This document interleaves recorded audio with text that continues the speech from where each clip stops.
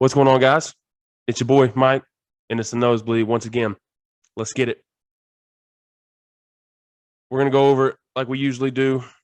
We're going to go over the CFP release, what's going on with it, what we think is going on in the right direction, what we think is going in the wrong direction, some of the outcomes from last week, big things, little things, the things that we think were crucial, the things that we thought were not so crucial, and your winners and your losers. And we're going to look at a little bit of what's coming down the road. CFP released their new ranking about I'd say about 50 minutes ago. I'm on West Coast, so about 50 minutes ago they released one. So I'm going to go over it, give you my opinion, where they went right, where they went wrong, and then kind of creep into what's going on next week. Next week's big because it's championship week. Obviously, my team has got a big one ahead of them. I wouldn't say it's pretty big. It's big for a lot of the other teams, but we'll get to that. Again, hey, subscribe to the YouTube channel. If you like the stuff we're putting out, cool. Drop a like, drop comments. If you want us to talk about, I don't know if y'all are noticing, but college football is fixing to be done here in a couple of weeks. And actually in about a month or two. So if you want us to talk about any other stuff, give us ideas, give us topics that you want us to talk about. And me and him are more than ready to do our research and attack whatever conversation y'all want us to talk about. So other than that, let's get it going. All right. So another week down. This week was it had its bigs and it had its kind of small, like, okay, yeah, they did what we thought they would do. I'm going to start with the number 4 team. Cincinnati won their game handedly. They beat a team. They are winning games like they should be winning them. And this is the biggest thing that every critic that's been on Cincinnati, including myself, even when Dez was here, that's one of the big things he said is they have to win their games. Leave no doubt was one of the phrases I said.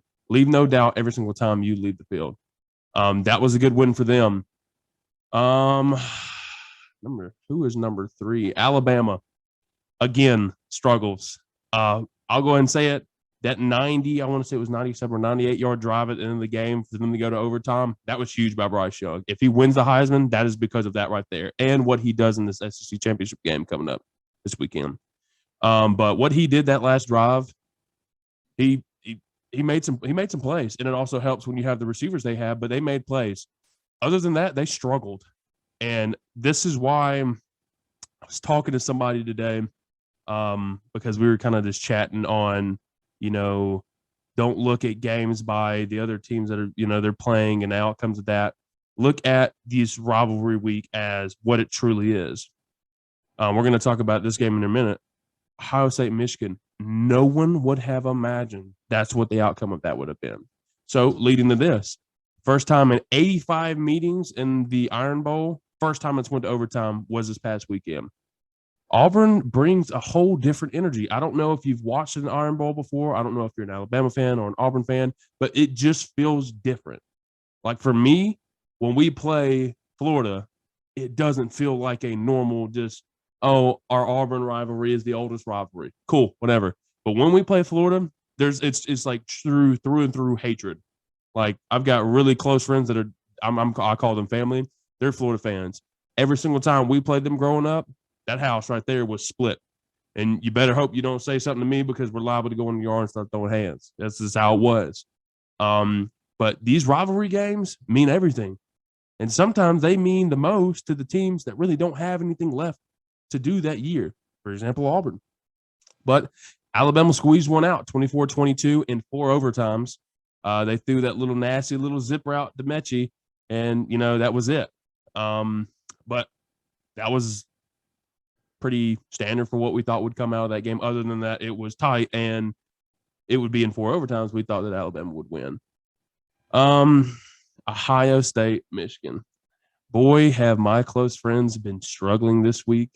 When I talked to a few of them because when we hop on the game or we have our little group chat. After that outcome, I was watching the game, and as I'm watching the game, I was kind of feeling the energy. And it went from, leading up to it like our offense is a different breed to what is happening. And slowly but surely it started sinking in that they weren't prepared. And most of them actually said that. They said that even though Ohio State at the time when they played Michigan had the best, if not the best, but I'd say tied for first, best offense in college football, hands down. Those receivers they have, freaking weapons. It doesn't matter where you throw it. As long as you get it in the vicinity of those receivers, they're going to grab it and they're going to make a play afterwards. But Michigan exposed them. Michigan did exactly what Ohio State had been doing to people. I wouldn't say Ohio State was running the ball the way Michigan was, but Michigan was airing it out. And it looked like those DBs had no clue what was going on. But they exposed them. Did I think that outcome would happen? No. I told them before, and I actually in the last video, I thought Ohio State would win that game. I thought it'd be close, but I thought the Ohio State would probably win by 7 or 10 points. That's what I thought the spread would kind of be. I did not think it would be like this, but that shows us it's rivalry week. Anything can happen. Whatever team wants it more, it doesn't matter if you're in the tunnel, yelling, hooting, hollering at the other team, talking all your trash. Whatever you do on that field, that's your business. And you better hope you handle business, because if not, you'll be sitting just like how Ohio State is right now, wishing they could go back 1 week. Georgia, of course, handled Georgia Tech. I don't know why. I mean, I understand why we play Georgia Tech. It's in-state rivalry. I don't feel like it's a big rivalry game. I mean, I know back in like 2016 or 2015, 2016 was the last time that Georgia Tech beat us. But other than that game's not a freaking rivalry. It's been every single year. It's gotten worse and worse. And I'd rather us play, another good SEC opponent than play Georgia Tech, because all that is just it's a pipsqueak game. It's a prep game, because usually at this time Georgia's in the running or getting prepared for this SEC championship game coming up. It is what it is. Top 4 teams. Only one that didn't win was Ohio State, and they lost to Michigan. Michigan is a strong number 5 team. And I would have imagined, I already thought as soon as I saw them win, they're going to be in the top 4. Now, if they just swap Ohio State, I thought they would. I really wasn't 100% sure, but I thought they would. And then you've got number 6, Notre Dame, handling Stanford easily. They're representing. They're doing what they're supposed to do. That's exactly what they're supposed to do. Number 7, Oklahoma State versus number 10, Oklahoma. Oklahoma, as we speak now, Lincoln Riley going to USC. And a lot of recruits are decommitting. A lot of people are flipping. I think the quarterback that was going to go to Oklahoma just committed to USC, and I think he's from Cali. So it makes sense. But Oklahoma, ever since that Baylor loss, I think it's been time to call it quits for them. They haven't been right. And it seems like the coaching staff isn't even right, because it seems to me, just my opinion, this is just me as a college football fan, Lincoln Riley didn't just think about that Saturday night while they got that call from USC. No. That happened a couple weeks ago. That happened that Baylor week. I think the prep for Oklahoma State, he had been taking care of that, and he was still putting his chips for the table against Oklahoma State. He said, I'm here because I get paid and I love the University of Oklahoma. So he worked, but at the same time, he wasn't just dipping one hand in this bucket. He was reaching the other one too, because they were talking to USC and getting the money right. I think what that was is he was talking to USC. Here's my price. Holler at me after this game. Saturday night, they writ it on the paper and push it in front of him, and he said, "Bet, let's move to Cali." Hey, going back to the West Coast. Oklahoma State won. Oklahoma State has slowly but surely walked their way into a chance of getting in the playoffs. Do I think they will? Yeah. If everything goes like it's supposed to this weekend, and when I mean everything goes as it's supposed to, my team will handle Alabama. That'll be one team out. And I feel like that Michigan-Iowa game, I don't know, that could be shaky. So Oklahoma State could make their way in. I feel like they can. Will they? College football, baby. That's why we watch. That's why you're watching me. That's why I'm talking. That's why we do what we do. This is why we watch it. But that was what kind of happened this past week. So now I'm going to talk to you about the release, the CFP release. So I'm going to go over. I'm going to go over the top 7 because it's getting to the point where it's the 7 teams that are in the mix right now that have an absolute potential. Ole Miss is not getting in. Baylor is not getting in. Oregon's not getting in. That's 8, 9, and 10. I'm sorry if you like those teams. My apologies. I'm not going to talk about it. Number 1, Georgia. No reason to move us now. We're doing the same thing we've been doing, staying on top. Big game coming up this weekend, which we'll talk about. Michigan coming in at 2. Like I was saying earlier, Michigan beating Ohio State the way they did, I think that spoke a lot for that head-to-head matchup. And they said no other team has beaten another top 5 ranked team that handedly. So that deserved the swap. I respect it. I think that was a good move by the CFP. I'm glad that we're starting to finally see how they think and how this develops. But I think it was a good match. I think it was a good swap. Number 3, Alabama moves down. Oh, no, they stayed. They stayed. That's right. Alabama stays at 3. I understand. I understand why they did it. Because, and my one reason I will say I understand why they did it is who's behind them. If Cincinnati was playing, Oklahoma State or not able to play Notre Dame, I think, yeah. If they played all these other teams that like Georgia, Michigan, and Alabama are playing, then they'd probably move them up. But Cincinnati's not playing anybody. Let me scroll real quick. Let's talk about it. East Carolina. No, it's not gonna cut it. Sorry. I think Cincinnati fans understand why they're number 4. But do they appreciate it? They better. I mean, be proud that you're one of the last 2 teams. You're one of the last 2 teams to be undefeated still, which you better hold on to. But Alabama came at 3, Cincinnati at 4, Oklahoma State at 5. Like I was saying, Oklahoma State can make their way in. You keep playing, and if everything trickles the way it's supposed to, yeah, that'll happen. If Oklahoma State beats a number 9 Baylor, and God forbid this happen, if Cincinnati loses to Houston, sheesh, it's going to be a big shakeup. It's going to be a shakeup. In all honesty, I think if Cincinnati barely wins that game and Oklahoma State handles business cold-heartedly, I think they'll swap them regardless, because you have to look at what they've done, what is on paper, what is in front of you. Let's look at the subject matter. Let's look at the substance that we have in front of us. I want to see Cincinnati in because it'd be a great story. But if Oklahoma State's proven their point, they're knocking on the freaking door. So the only way to stay out of the way of that, out of that train is keep doing your business, mind your own business, and take care of what you need to take care of. Because if you play around and have a close game against Houston, or you lose that one, you're out. You're out. Because look at the past, how Alabama has struggled 3 to 4 times, and they've only won 3 games by 2 points.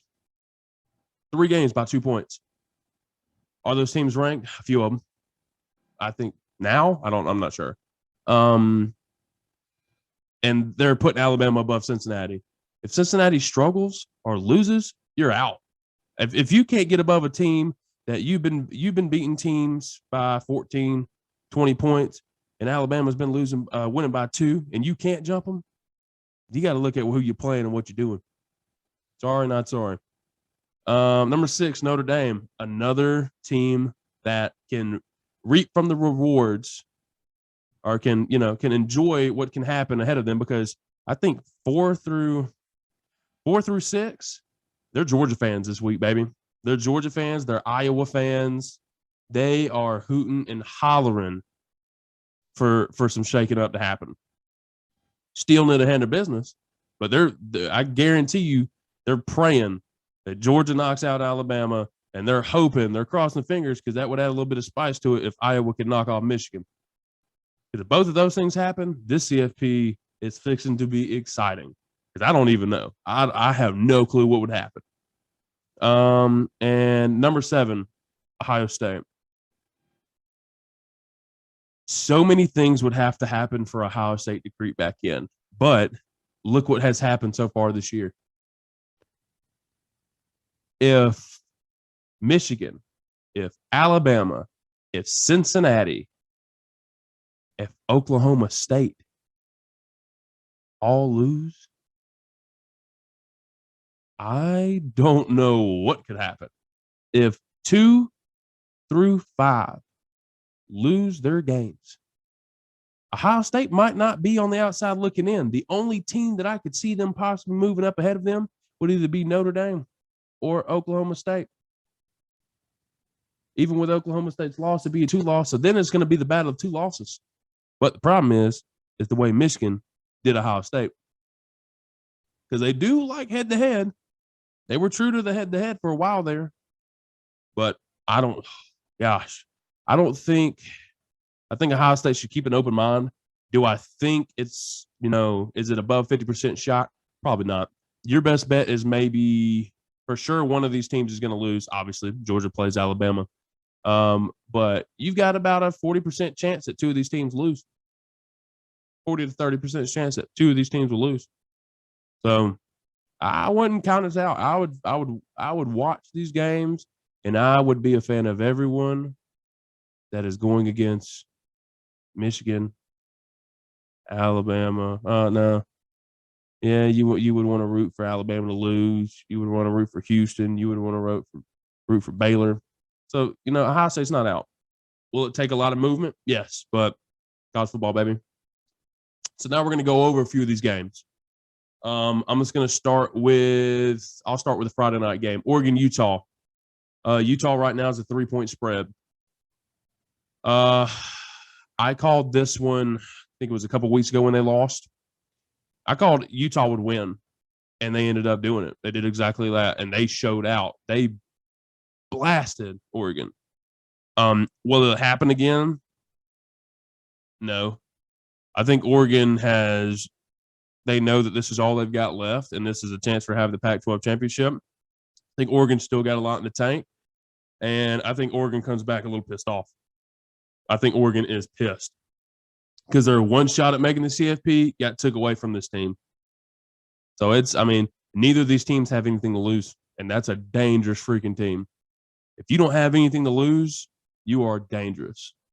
You're bad. It's going to be bad. That right there is going to be a good game. Thankfully, that one's only in what? Oh, it's Tuesday. Sheesh. We still got a couple of days, but it'll be here soon enough. I got Oregon. I think Oregon's going to right that wrong when they lost to Utah a couple weeks back. Utah is favored by 3. I think Oregon covers that, and I think Oregon wins that one outright. Saturday, we've got Baylor versus Oklahoma State for the Big 12 championship. Oklahoma State is a 5.5 favorite. The chaotic me would say Baylor. The honest me, I think Oklahoma State wins this game. I think Oklahoma State is exploding onto the scene right when they should, right when it matters, and I think they just keep riding this wave. Oklahoma State's defense was really, really good. It caused problems for Caleb Williams, and I don't know if Spencer Rattler played. I watched a little bit of that game, but it caused problems. Their defense is good, and their offense is just as good. They've got weapons. Those receivers are really, really good. So I don't know. I would definitely say, in my opinion, Oklahoma State wins this game, and I said they cover that 5. I think they'll probably win by 10, or I'd say at least 14. 10 to 14 is what Oklahoma State will win by. Next one, we got Utah State versus 19 San Diego State for the Mountain West Championship game. San Diego State is favored by 6 points. I don't think I think this entire year I might have seen one San Diego State game. I don't know too much about either of these teams. I know one's 11-1 and one's 9-3. I'm gonna take the one that looks like they've been having a dominant season. I'm gonna go with San Diego State. Sorry, not sorry. Don't know too much about those teams. Next one up is the Sun Belt Conference, kind of the same for me. Appalachia State and Louisiana. I'm going off of one reason, and it's just because every single time I see an upset or something like that, it's because I see Appalachia State. I remember back when Appalachia State blocked that field goal against Michigan way back when and won the game. Appalachian State is favored by 3. I say they win. They cover the 3. Now, On to the one that means the most to me. Number 1, Georgia versus number 3, Alabama for the SEC. Georgia right now is sitting at a 6.5 favorite. So I'm going to give you two versions that are pretty much going to say the same thing. This one person from me that is skeptical, calm, and open-minded, not just cold-hearted Georgia fan. That's going to be the open-minded, skeptical guy. I think this will be a good game. I think Alabama is Alabama. Yes, they're struggling against teams that Georgia has also played and handled better. I think this will be a good game for the right parts of both teams. It is going to be Bryce Young and those receivers versus that Georgia defense. That is, I'm going to go ahead and start even being skeptical about it. Best defense in college football for the last probably 12 years. I'm not going to argue about it. Best defense in college football for the last 12 years is what Georgia's got right now. I think it'll be a good game. But at the same time, as I was saying, that'll be a key part. Flip it back around. Alabama's defense versus Georgia's offense. I think that's going to be a key matchup too. I think those will be big as well because it's going to be Georgia's dominant offensive line versus Alabama's really, really good defensive line. Now to switch to the Georgia fan in me. Oh my God. Have I waited for this one? I think that Georgia is going to absolutely steamroll Alabama. It's going to get ugly because Georgia's defense has handled every single team that Alabama has played this year. The most that one team has scored on us is 17 points, and that was Tennessee. You let me know how much Tennessee scored on Alabama. I'm not even going to do the research. Look at all the teams that have played that played Alabama and how close it was. Georgia has blasted those teams. I do not want to hear any skepticism about, well, Georgia chokes in these games. That right there is fixing to stop. This game is going to be over by, I'd say, middle of the third quarter. Georgia's going to assert their dominance. Georgia's going to show them what the king of the SEC actually looks like, and they're going to blast them. Bryce Young is going to struggle. He's missing the first half with his best receiver that transferred from Ohio State. I think it's Williams. He's out for a targeting call against Auburn. So it's just Mitchie and whoever else they've got. I think they got that Bolden guy, number 19. He's actually a pretty decent receiver, but it doesn't matter. Our defense is too good. So if I'm Alabama, I'm enjoying being in the top 3 right now because Georgia has been waiting year after year after having mistake after mistake happen, and it's been festering up. Georgia's going to absolutely throttle Alabama and Atlanta. And that right there is going to be the shift in the SEC. So for these two teams that are coming to the SEC, Oklahoma and Texas, take a seat and watch because this is what's fixing to happen for the next few years over here in the SEC. So get your mind right, get your popcorn, but them dogs are going to freaking roll. And if Alabama wants to show up, they can show up, but you're going to get the same treatment. So that was me on my spill for the Georgia-Alabama game. I think it's going to be a great game. But I'm excited as a Georgia fan and a college football guy because this one has so much capability of a big toss-up. If Alabama wins, now we've got 2 SEC teams in the playoff. If Alabama loses, who fills in? Who moves around? Interesting. Next one up, Cincinnati versus Houston. Cincinnati is a 10.5 favorite. And this is their American Athletic Conference Championship. AAC. I've never even heard of that conference. That should show you something. Cincinnati's favored. I understand it. But Cincinnati has to treat them like it's their last game that they'll ever play. Because if they cough this one up, they're done for. They have to win. They have to leave, no doubt. That should be the phrase of Cincinnati. I don't know if anyone's a Cincinnati fan or if this makes it to any Cincinnati anything. Leave no doubt should be your phrase, because that should have been your phrase the entire year. Leave no doubt that they should put us in the playoff. Leave no doubt that we should win this championship. Leave no doubt that we are one of the best teams in college football. That's all you have to say. That's all you have to think. That's all you have to do. But they're playing against a good Houston team.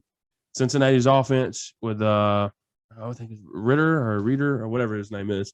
Really good quarterback, can throw the ball really well, is mobile, can move around, and can make plays with his legs if needed.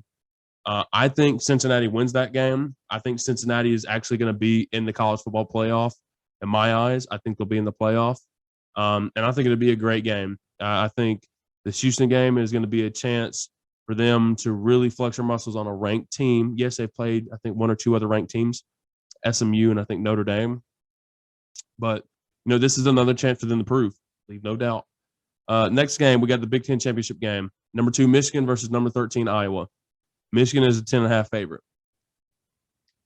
So much of me wants to just follow suit and ride on Michigan, but something has been festering in my mind. I think Iowa is going to spoil it for them. I think Iowa has got Michigan right where they want them, and Iowa is fixing to just totally shock Michigan, their fan base, and the CFP committee. I feel like the CFP committee is sitting back like, geez, that Ohio State game, gosh, I thought we'd have to scramble to figure out what to do. If both Alabama and Michigan lose this week, the CFP is going to have a freaking emergency meeting, and they're going to have some breathing therapy going on, because they're not going to know what to do, who to put in, who to leave out. Do I think it'll happen? In my opinion, I think Iowa can pull this one off. Why? If Iowa can get back to what they were doing a couple weeks ago when their defense was up there with Georgia's, this team can't be beaten. They were causing turnovers after turnover after turnover. They're winning the turnover battle by a huge margin, and that was why they were so dominant. At one time, Iowa was ranked number 2. At one point in time, Iowa was ranked number 2. So that should show you how good of a season they've actually had.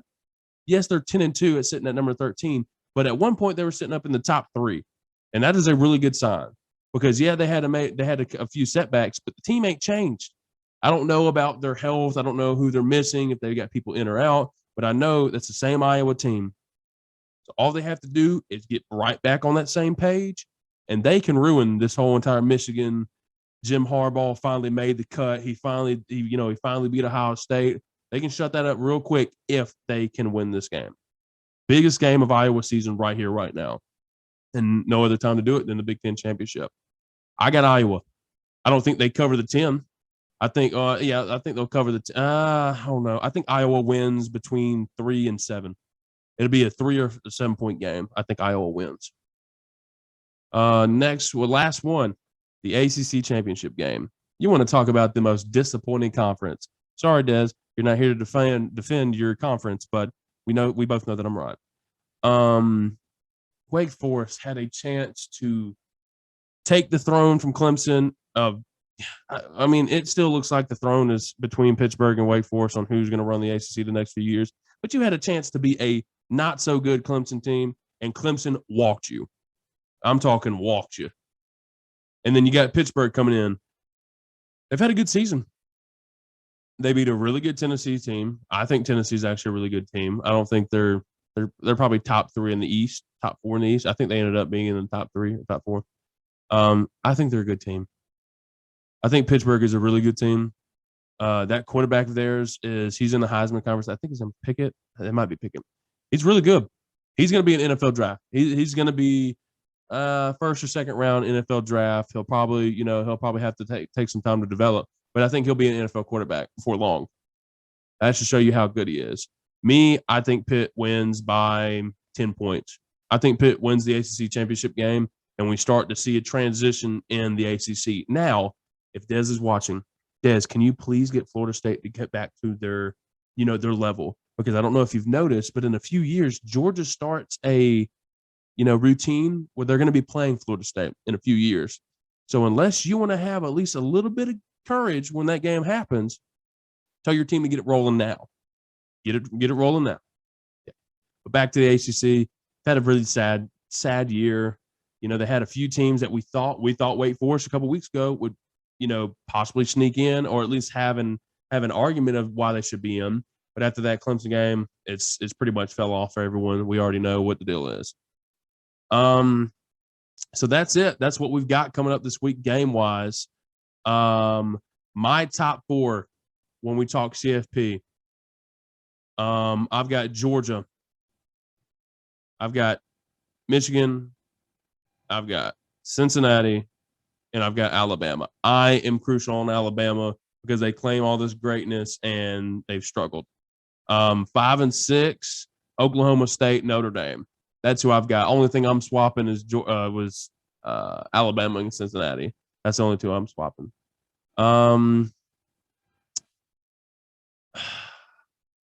Biggest takeaways from this week is going to be if Georgia beats Alabama, Georgia's going to win the title.